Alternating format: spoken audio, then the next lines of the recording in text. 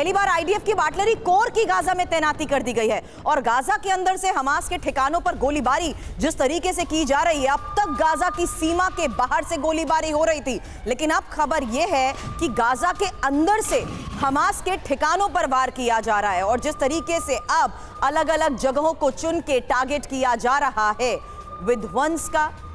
अब तक गाजा की सीमा के बाहर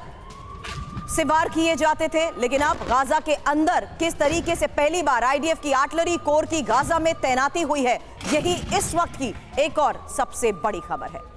तो गाजा में विध्वंस का एक उपकरण और जुड़ गया है और पहली बार इजरायली सेना की आर्टिलरी ब्रिगेड ने अब गाजा के अंदर एंट्री ली है। सुमित, इसका मतलब भी जरूर आपसे समझना चाहूंगी, क्योंकि अभी फिलहाल बता देते हैं कि यह साफ हो चुका है कि हमास पर अब अंतिम प्रहार की यह तैयारी मानी जा रही है। पहले से बड़ा हमला हमास पर करने की यह तैयारी जरूर है, लेकिन आईडीएफ ने उत्तरी गाजा में अपनी आर्टिलरी ब्रिगेड को उतारने का जो फैसला लिया है, तोपों और भारी हथियारों के जरिए उन इमारतों को जिस तरीके से टारगेट किया जा रहा है, हमास के आतंकवादियों के छिपे होने के शक को देखते हुए आर्टिलरी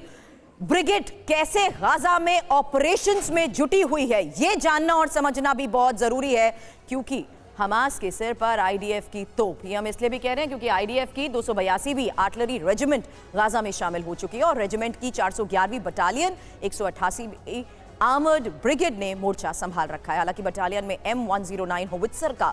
बेड़ा भी शामिल है और गाजा शहर के शेजिया इलाके में लगातार हो रही बमबारी को लेकर भी खबर आ रही है। हालांकि शेजिया की 20 इमारतों पर बमबारी की गई है। ग्राउंड फोर्स की मदद के लिए धुएं के गोले भी छोड़े जा रहे हैं और यह भी जानना और समझना जरूरी है कि गाजा में अब तक कितने बम आसमान से बरसाए जा चुके हैं। ये अगली इंफॉर्मेशन आपके सामने, क्योंकि गाजा पर आसमान से जिस तरीके से बम बरस रहे हैं, खबर है गाजा में अब तक 2200 बम गिराए गए हैं। अमेरिका से मिले गाइडेड अनगाइडेड बॉम्ब्स गिराए जा रहे हैं और हमास की करीब आधे से ज्यादा सुरंगों के खात्मे का जो अनुमान लगाया गया है, उसके तहत ये बड़ी खबरें आज हमारे पास है। और मरकवा टैंक के लिए 45,000 शेल भेज सकता है अमेरिका, ये एक और बड़ा इनपुट इस बीच मिल रहा है। लेकिन सुमित, यही मैं आपसे जानना चाह रही थी, हम बोल तो देते हैं हमास के अंत की बात, इजराइल की तरफ से दावे, लेकिन उन दावों को क्या हम माने कि हकीकत में वाकई अब आईडीएफ इन्हीं स्ट्रैटेजिकल मूव के तहत सुरंगों को खात्मा करने में कामयाब होता नजर आ रहा है? देखिए सुरभि, जो आर्टिलरी की बात आप कर रहे थे, दरअसल वो पहले से ही डिप्लॉय थी, लेकिन अब उनकी